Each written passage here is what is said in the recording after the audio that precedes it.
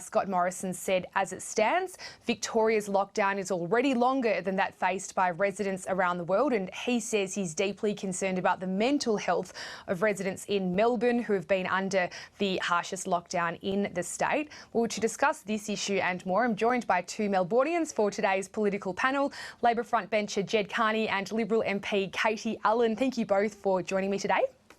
My pleasure, Jane. Thank you, Jane. Hi, Katie. Well, Katie Allen, let's start with you.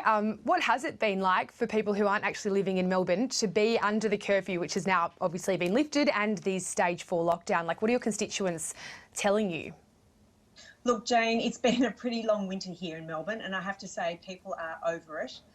They do understand that there's been mistakes made. We've been watching in horror through the quarantine inquiry while there seems to be finger pointing and no one prepared to take the rap on this. I know the Premier says, oh, well, I'm responsible, but at the end of the day, he doesn't seem to know who under him is responsible for what has actually happened with the quarantine fiasco. But I'm more concerned about the track and tracing. That's been a complete second level of disaster. It now seems to be back on track, which is fantastic, and that is why we're now seeing control of community transmission.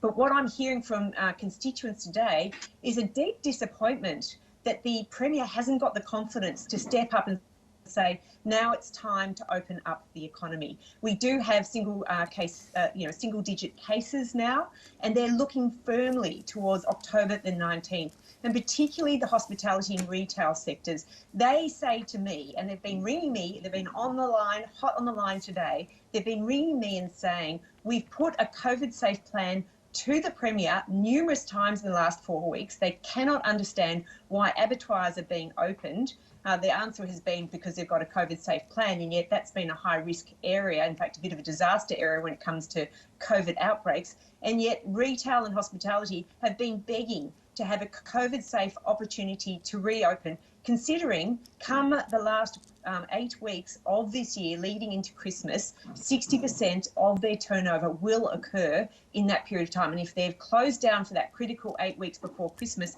it's going to be really hard for them going forward. So they're desperate to reopen in a COVID-safe way now that we've got the numbers down, particularly when we've been through a really tough lockdown, an important lockdown because of the failures of the Victorian government. Now is time to take that confident step. Now that Daniel Andrews has finally got control of his tracking and tracing, which he should have had done in the first place. All right, we'll get on to the hotel quarantine and the contact tracing in just a moment. But Jed Kearney, should Victoria's Premier Dan Andrews now be looking to revise his roadmap out of these restrictions, given that the numbers are in single digits and given that largely health authorities know where these, small number of coronavirus cases are?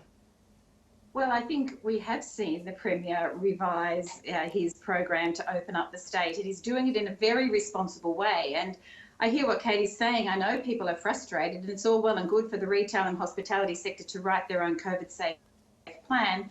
But from somebody who lives in Victoria and who will be visiting hotels and hospitality venues, I want to know that it's been health professionals and people who absolutely understand the science and know exactly how to write a COVID-safe plan across the state that has designed those plans so that I'm going to be safe, that my kids are going to be safe. The last thing we want to know or we want to see is what's happened in Europe with that second wave just sweeping through. I personally have a stepdaughter who works in hospitality in Glasgow, and she is telling me that, the feeling is now that they are going to have to shut down again because they did open too soon. And that's the last thing she wants. She's devastated by that. So we don't want to see that happen in Victoria. We've seen the Premier be absolutely adamant that he's taking the strongest, best advice that he can. And as you said in your opening, and as Katie just admitted, it's working.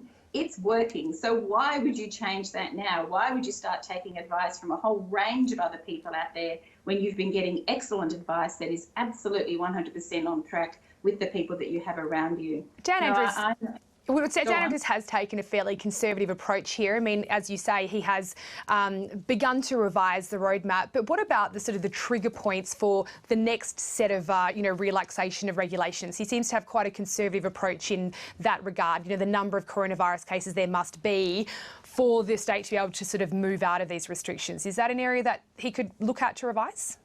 Well, Jane, the scorched earth approach of this Premier. Sorry, Katie. Sorry. thought you were asking me the question. Sorry, I was Jane. asking the question to. Sorry, I was going back to Jed Kearney, and then I'll come back to Katie after that. Sorry. Sorry. Sorry, I didn't mean to speak over you. Is he being conservative? That was your question. Sorry, I got a little bit. Yeah, sorry. It's very hard when we're all in different, cities. But is he being conservative, and should he revise the triggers that he's sort of set to move to the next stage of relaxation? Well, I think he's shown us that he is being pragmatic and he is revising his program as we're going along. And I really trust, what he's been doing is working. And as we know, the vast majority of Victorians, poll after poll they have done, has shown that the vast majority of Victorians trust him to be doing the right thing.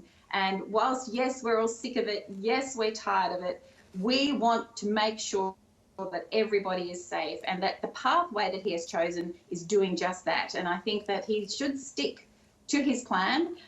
He's proven that he can be pragmatic where he can be. And so I'm no expert, Jane, on what those triggers are or how they work them out or the modelling. It seems the whole world in his wife is at the moment, but I'm not. So I'm very happy to take the advice from the experts. We've all become, armchair experts in this very weird pandemic that we're all experiencing. But Katie Allen, just picking up on the point about contact tracing before, it has become a political point. The Prime Minister keeps talking about the New South Wales world-class system versus Victoria's. But what actually was the difference between the two states? Jane, it's not a political point. It's a matter of fact. We know that there was an outbreak, there has been numerous outbreaks in New South Wales that they've got on top of. And we know that's because they have a well-resourced Department of Health. They've had a digitalised system, not a paper-based system as here in Victoria. They've had a decentralised set of teams that go out. And we know that that it's worked. And so, to say that we have complete confidence in the Premier because of a poll that was out recently, I'm not hearing that from people in Higgins. They do understand we had to go to the third level of defence. The first level of defence, quarantining, failed. The second level of defence, track and tracing, failed. Yes, we had to go through to the third level of defence, which is lockdown. We know we had to do that. No one is arguing that because of the Victorian government's failure, we had to do that. What we are arguing is that we now have an opportunity to open up. And if the track and tracing is back on track, which it wasn't before, but it is now, as Andrews is telling us, then we should have the confidence to open up. Now, I have a real problem with this drive for eradication. It's almost irresponsible because eradication is not the goal of the National Cabinet. The goal of the National Cabinet is aggressive suppression, and it is working in all the other states and territories. It is not working here in Victoria. Why should we believe someone like Daniel Andrews, who's failed us in quarantining, who's failed us in track and tracing, he's now saying, well, I'm going to be the health hero of the country and go for eradication? I think it's almost deluded. Well, I think the former Health Minister, Jenny McCarkos, certainly talked about eradication, but I think Dan Andrews has disputed that. But Katie Allen, just with your background for our viewers, what is the difference between eradication and aggressive suppression, which is the agreed National Cabinet strategy? Well, the issue is we know that Australia remains connected to the rest of the world. And while there is a COVID pandemic that is causing carnage around the world, we still have people coming into quarantining. And while we still have people coming into quarantining, we know that there is still an opportunity for cases to get into the community. The point is that quarantining is the first layer of defence.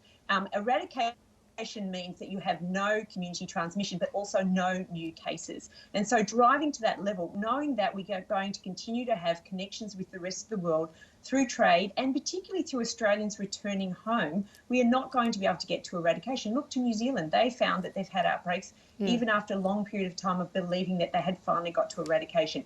While COVID is raging around the world, we will not be able to strike a point of eradication unless we find a vaccine. Yeah, and let's all hope that that actually happens. But Jed Kearney, to ask you about that point, do you think there is some confusion about the strategy that we're after here? And I'm asking not because it's about semantics, it's because if we know where we're heading, then of course, the states know what an acceptable number of COVID cases is. It sort of determines really restrictions over our lives. Is there confusion there, do you think?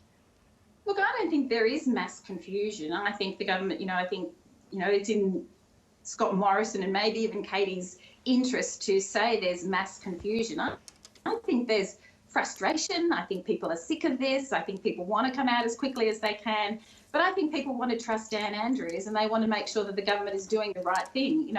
I get that frustration, but I think overall people want to know that they're going to be safe, that their families are going to be safe, and that we can have a good Christmas. And it really annoys me that Scott Morrison and his government are going out banging on about the economy, that we're damaging the economy, that Victoria is to blame for all this, when he has summarily cut JobKeeper, the one economic lifeline that people have in this country. JobKeeper and JobSeeker have been summarily cut this week. I mean, Katie talks about phone calls. I have been getting phone calls from people just absolutely worried about this, because that has been the lifeline. It's been the lifeline for small businesses to keep their employees employed. It's been the lifeline for people keeping, food on the table and paying the rent.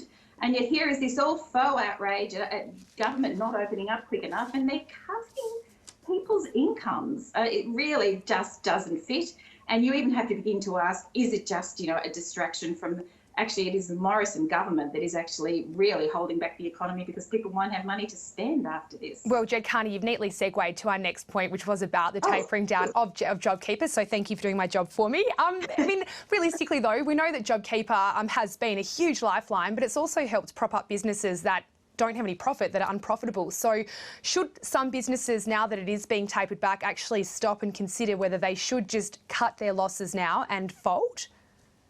Look, I know that it was introduced quickly and it was a very blunt instrument. And, the Labor Party supported its introduction. In fact, we argued and fought hard for it. One could say the government had to be dragged here to the position of actually introducing it.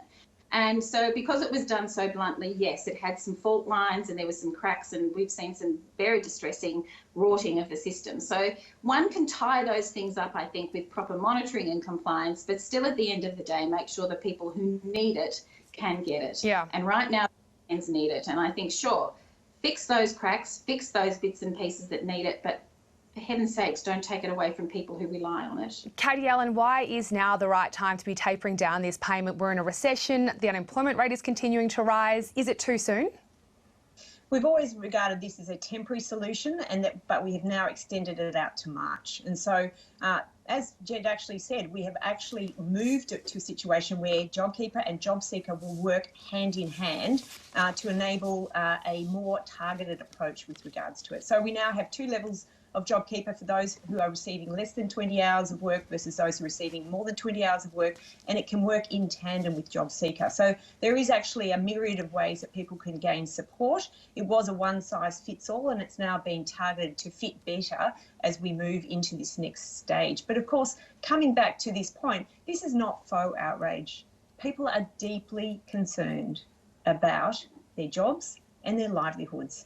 In Higgins, I'm not sure there's even a single case. And so, yes, I understand Daniel Andrews is distressed that he didn't do the right thing, and he's now working hard to try and make amends. But that includes having the confidence to work in a COVID-safe way to open up the economy and to allow people to go back to their jobs and to actually start getting back into what they want to do in their future, not being held to account by a failed government. Okay, well, we are rapidly running out of time, but I just wanted to get your short take on some breaking news this afternoon, which is that the federal government has confirmed it's going to intervene in a Fair Work fight between the Maritime Union and Patrick's, an operator at Sydney's Port Botany. Jed Kearney, is this in the national interest to nip this industrial action in the bud to ensure that we have free flow of imports and exports in Australia?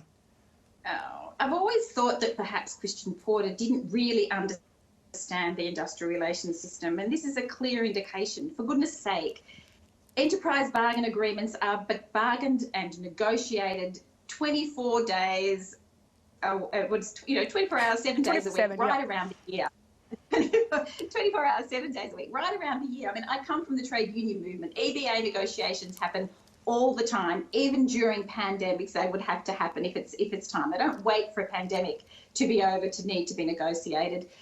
For Christian Porter to intervene now just shows, of course there's going to be a Barney, there may even be some industrial action, but at the end of the day, enterprise bargain agreements, negotiations always get sorted, and there's always an outcome. The employers want this, the workers want this, there's always an agreement at the end of it. If I was the Fair Work Commission and I saw Christian Porter dive into this, I'd be saying, chill, mate, this is normal. This is our job. this is what happens every day of the week in Australia.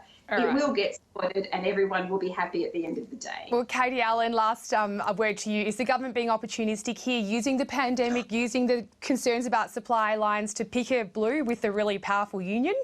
I think the unions, the ones that are being opportunistic at this point. A 6% pay rise when we have a global crisis that's going on. They're holding the national economy to ransom. They're holding the livelihoods of farmers who have had the best year in a long time, who are desperate to get their exports out. Medical supplies are being held up. Hasn't anyone told the union leaders that we're in a crisis? That is not true, actually. Medical supplies are not being held up. We don't know, we don't know the details of this enterprise bargain dispute, what Patrick's can afford to pay, what profits they make, Patrick's could fix this. They could stop the industrial action if they sat down and negotiated. Yeah. Well, it might be that we get some answers about all of these things, like the ships that are apparently at sea, but we don't really know, at the Fair Work Commission itself. But on that note, we'll have to leave it, I'm afraid, because we've run out of time. Thank you, Katie Allen and Jed Kearney, for your time today. My pleasure, Jane. Katie. All right.